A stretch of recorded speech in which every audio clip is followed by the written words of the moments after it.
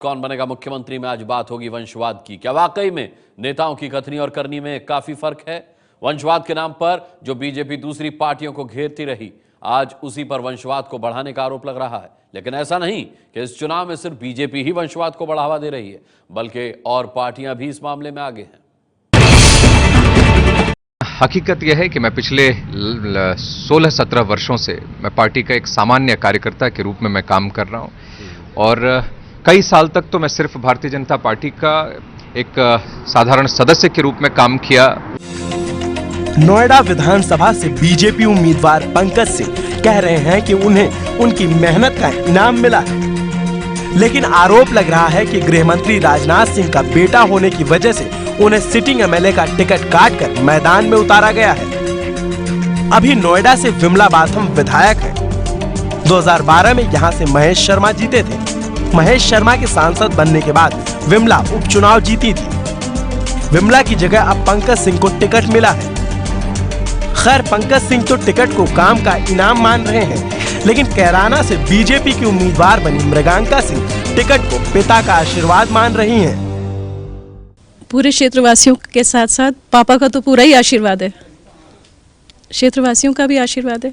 इसी वजह से आपको टिकट मिला है? अभी फिलहाल तो आप यही कहेंगे। जो टिकट देने वाली एक कमेटी थी, ना तो मैं उसका मेंबर, ना मुझसे सलाह मशवरा की गया, ना मैंने कभी लिख करके कहीं दिया कि मेरी बेटी को टिकट दे दिया जाए। कैराना से पहले हुकुम सिंह विधायक थे और हुकुम सिंह अब कैराना से ही सांसद हैं। आपको बता दें कि पीएम मोदी ने नेताओं से बेटे बेटियों के लिए टिकट नहीं मांगने की अपील की थी, लेकिन हुआ इसके ठीक उलट। कल जारी हुई दूसरी लिस्ट में राजस्थान के राज्यपाल कल्याण सिंह के बहू और पोते को टिकट मिला। गोंडा से सांसद ब्रिजभूषण सिंह के बेटे प्रतीक को टिकट दिया गया। बढ़ापुर से सांसद सर्वेश सिंह के बेटे सुशांत को टिकट मिला। वहीं मलिहाबाद से एमपी कौशल किशोर की पत्नी को भी टिकट दिया गया। इसके अलावा बीएसपी से बीजेपी में आए स्वामी प्रसाद मौर्य के बेटे उत्कर्ष को ऊंचाहार से मैदान में उतारा गया है। भारतीय जनता पार्टी का स्पष्ट मानना है, जो हमारा जिताऊ का कैंडिडेट होगा, जिस नाम पर लगता है कि सर्वे और संगठन सबकी सहमति के आधार पर जीत सकते हैं, उनको हम टिकट दे रहे हैं। अब भारतीय जनता पार्टी ने अपने टिकट बहुत अच्छे अनाउंस किए हैं। जमीनी लोगों को दिया है, जीतने वाले लोगों को टिकट दिया गया है। बीजेपी पर वंशवाद की गंगा में डुबकी लगाने का आरोप भले लग रहा हो, लेकिन इसकी पहली धारा सूबे की सत्ताधारी पार्टी एसपी के घर से निकली।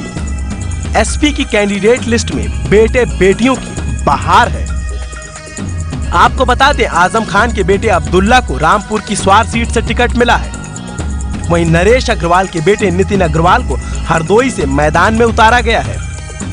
बेनी प्रसाद वर्मा के बेटे राकेश वर्मा को भी बहराइच की कैसरगंज सीट से टिकट दिया गया है। तो वहीं लालू यादव के दामाद राहुल यादव को सिकंदराबाद सीट से टिकट दिया गया है।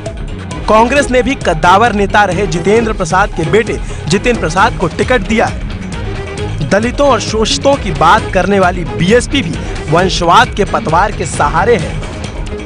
बहन जी ने बरेली से दो भाइयों सुल्तान बेग और सुलेमान बेग को उम्मीदवार बनाया है। जलालाबाद से पूर्व सांसद राकेश पांडे के बेटे रितेश पांडे को टिकट दिया गया है, जबकि सरधना से हाजी याकूब कुरैशी के बेटे इमरान को संगीत सोम के खिलाफ मैदान में उतारा गया है।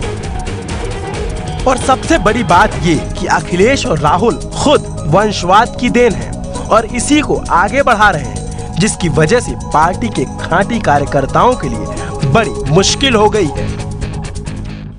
वंशवाद के मामले में अखिलेश की समाजवादी पार्टी भी पीछे नहीं है। ऐसा हम क्यों कह रहे हैं, ये देखिए, यहाँ पर आपको तस्वीर साफ नजर आएगी।